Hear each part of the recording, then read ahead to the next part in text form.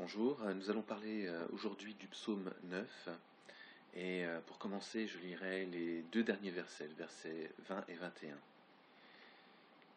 Lève-toi éternel, que l'homme ne triomphe pas, que les nations soient jugées devant ta face. Répands sur eux la crainte éternelle, que les peuples sachent qu'ils ne sont que des hommes. Alors le psaume se termine ainsi, que les peuples sachent que nous ne sommes que des hommes.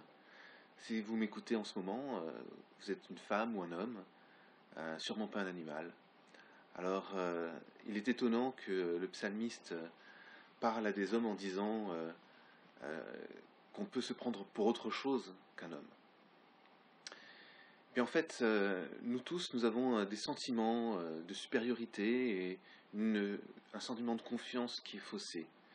Nous avons une confiance dans le monde parce que nous achetons du matériel avec des garanties, nous avons des assurances, nous avons une sécurité sociale, nous avons un compte en banque avec des économies. Et cela nous donne un sentiment de pouvoir et de fausse sécurité jusqu'à ce que nous nous prenions pour des dieux, au lieu de comprendre que nous ne sommes que des hommes et que nous sommes des créatures avec une certaine fragilité. Une crise économique et tout ce que nous avons s'écroule.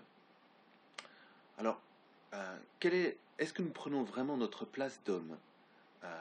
Est-ce que nous prenons en compte ce besoin d'être humble pour vivre la vie que nous menons ? Si nous le faisons, alors Dieu peut prendre enfin sa place dans notre vie. Et le psalmiste au verset 11 dit quelque chose de similaire. Ceux qui connaissent ton nom se confient en toi, car tu n'abandonnes pas ceux qui te cherchent, Éternel. Dieu n'abandonne pas ceux qui le cherchent. Alors, comment chercher Dieu ? D'abord, avoir cette confiance que Dieu va se révéler à nous. Il ne nous abandonnera pas dans notre recherche. Il est proche de nous. Il est accessible. Il veut se faire connaître. Et concrètement, que pouvons-nous faire ? Eh bien, moi, je vous propose de regarder le Christ. C'est le seul homme sur cette terre qui ait pu dire qu'il était Dieu incarné, Dieu fait chair, pour nous faire connaître la volonté du Père Céleste, pour nous faire connaître sa volonté, sa personnalité, ses désirs pour nous. Donc, il est sûr que la question qui se pose, c'est est-ce que nous connaissons finalement vraiment Jésus ? Vous avez sûrement entendu parler de Jésus. On en entend parler dans les journaux, dans notre enfance, on en a entendu parler par des hommes de foi. Mais avons-nous personnellement cherché à connaître ces enseignements ? Avons-nous essayé de les mettre en pratique pour voir s'ils étaient dignes de confiance ? Avons-nous essayé de connaître la personnalité de Jésus pour savoir si les témoins oculaires qui ont écrit les textes du Nouveau Testament ont décrit une personne sensée ou non ? Avons-nous essayé de connaître la supériorité de ces enseignements ? Si Jésus est le Fils de Dieu, alors ces enseignements doivent être extraordinaires. Avons-nous reconnu cela ?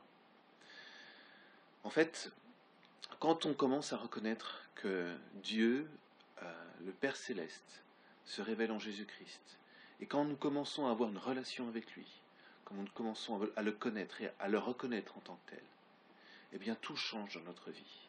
Nos ambitions ne sont plus les mêmes. Nos joies ne sont plus les mêmes. Nos désirs ne sont plus les mêmes. Notre façon d'être change. Elle se trouve transformée telle que Jésus était, à l'image du Christ. Les enseignements de Jésus déteignent sur nous. La personnalité du Christ s'imprègne en nous. Et nous devenons donc ses disciples.